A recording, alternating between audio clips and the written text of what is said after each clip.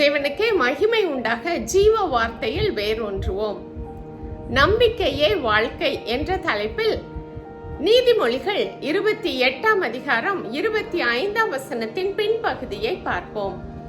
கர்த்தரை நம்புகிறவனோ செழிப்பான்.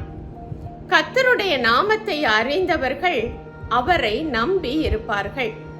இயேசு கிறிஸ்துவை நம்முடைய வாழ்க்கையின் சொந்த இரட்சகராக ஏற்றுக்கொண்ட நாளில் இருந்து நாம் நம்முடைய நம்பிக்கை அவராகத்தான் இருக்கின்றார். சங்கீதக்காரன் சொல்லுவது போல, நீரே என் நம்பிக்கை என்று சொல்லிதான் நாம் வாழ்ந்து கொண்டு வருகின்றோம். அப்படியானால் நம்முடைய வாழ்க்கையிலே செழிப்பு இருக்க வேண்டும். ஆவிக்குரிய அனுபவங்களிலே செழிப்பு, ஆத்மாவின் ஆசீர்வாதங்களிலே செழிப்பு, சரீர ரீதியான அனைத்து ஆசீர்வாதங்களிலும் செழிப்பாக இருக்க வேண்டும். நம்முடைய செழிப்பு அநேகருக்கு ஆசீர்வாதமாக இருக்க வேண்டும் என்பதை தான் தேவன் விரும்புகிறார். நாம் இவ்வாறு அடையாளப்படுத்த வேண்டும் என்றால் நம்முடைய முழு நம்பிக்கையும் தேவனாக இருக்க வேண்டும். இந்த அகிலத்தையும் படைத்து அரசாளுகின்ற இந்த தேவன் நம்மை ஒரு நோக்கத்தோடு இந்த பூமிக்கு அனுப்பி இருக்கிறார். அவருடைய திட்டங்களில் நாம் இருக்கிறோம் என்பதனால்தான் நம்மை அவர் முன்குறித்து தெரிந்து கொண்டு இருக்கின்றார். நம்முடைய வாழ்க்கையை குறித்த திட்டங்களை எழுதின அவருக்கு மாத்திரமே நம்முடைய வாழ்க்கையின் ஒவ்வொரு நகர்வும் துல்லியமாக தெரியும். இந்த தேவனுடைய அநாதி அறிவும் அனந்த ஞானமும் நம்மை சரியான பாதையிலே துல்லியமாக நடத்த வல்லமை உள்ளதாய் இருக்கிறது. அது எப்பேற்பட்ட சூழ்நிலைகள் இருந்தாலும் அவை எல்லாவற்றையும் தாண்டி அவருடைய திட்டத்திற்கு நேராக நகர்த்தும் வல்லமை உடையதாய் இருக்கிறது என்ற நம்பிக்கை நமக்கு வர வேண்டும். இதற்கு முதலாவது, நீரே என் தஞ்சம் என்று சொல்லி அவரை முழுவதுமாக நாம் சார்ந்து சரணடைய வேண்டும். சுயம் எந்த விதத்திலும் மேற்கொள்ளாதபடிக்கு தேவனுடைய சித்தத்தை நிறைவேற்றுவதற்கு அவருடைய சத்தத்தை கேட்டு நடக்கின்றவர்களாக, நீர் செய்ய நினைப்பது தடையின்றி என் வாழ்க்கையிலே நிறைவேறட்டும் என்று சொல்லி நம்மை ஒப்பு கொடுக்க வேண்டும். அதற்கு அடையாளம்தான் தேவனுக்கு கீழ்ப்படிவது. அப்படி என்றால் தேவனே என் நம்பிக்கை என்று வாழ்கின்ற ஒவ்வொருவருடைய வாழ்க்கையிலும் அந்த நம்பிக்கை சரணடைய வைக்கும், அந்த நம்பிக்கை கீழ்ப்படிய வைக்கும். இரண்டாவதாக, நம் தேவன் பேசுகின்ற தேவன்.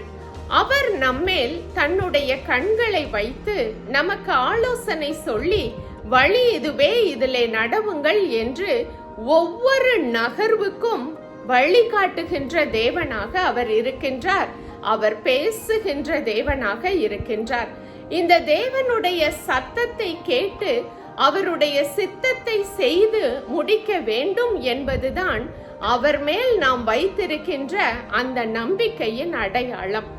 நமக்குள்ளாக வாசம் பண்ணுகின்ற பரிசுத்த ஆவியானவரின் சத்தத்தை நாம் துல்லியமாய் கேட்கும் நிலையில் அவரோடு கூட அந்த இணைப்பில் எப்பொழுதும் நாம் இருக்கும் பொழுதுதான் உலகத்தின் சத்தத்தையும் தேவனுடைய சத்தத்தையும் வேறுபடுத்தி பார்க்க உதவுகின்றது. அப்பொழுதுதான் வாழ்க்கையிலே ஒவ்வொரு தீர்மானங்களும், திட்டங்களும், முடிவுகளும் தேவனுடையதாக இருக்க முடிகிறது. அப்படி என்றால் தேவனே நம்பிக்கை என்று வாழுகின்ற ஒவ்வொருவருடைய வாழ்க்கையிலும் அந்த நம்பிக்கை பரிசுத்த ஆவியானவரின் சத்தத்தை கேட்க வைக்கும். மூன்றாவதாக, தேவன் வார்த்தையாக இருக்கின்றார். தேவனுடைய வார்த்தைகள் மீதும் அவர் நமக்கு கொடுத்திருக்கும் வாக்குத்தத்தங்கள் மீதும் நமக்கு முழு நம்பிக்கை வரும் பொழுதுதான் அது நிறைவேறும் ஆற்றலுடையதாய் இருக்கிறது. வானத்தில் இருந்து மழை பெய்து பூமியை நனைப்பது எவ்வளவு நிஜமோ அதே போல தேவனுடைய வாயிலிருந்து புறப்பட்ட ஒவ்வொரு வார்த்தையும் அது அனுப்பின காரியமாய் வாய்க்கும் ஆற்றல் உடையதாய் இருக்கிறது. இந்த ஜீவ வார்த்தைகளை விசுவாசத்தோடு அறிக்கை செய்து அதை நம்முடைய அனுபவமாக நாம் மாற்றிக்கொள்ள வேண்டும். இந்த நம்பிக்கை நம்மை வளரச் செய்கிறதா இருக்கிறது. அப்படி என்றால் நம்பிக்கை விசுவாச அறிக்கை செய்ய வைக்கும், அனுபவங்களிலே வளரச் செய்யும்.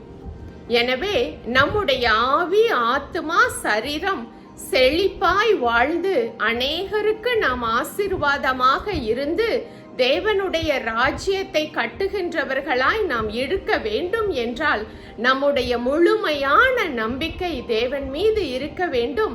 அதற்கு அடையாளமாக நாம் அவரிடத்திலே சரணடைய வேண்டும், அவருக்கு கீழ்ப்படிய வேண்டும், அவருடைய சத்தத்தை கேட்க வேண்டும், அவருடைய வார்த்தைகளை வாயிலே அறிக்கை செய்ய வேண்டும்.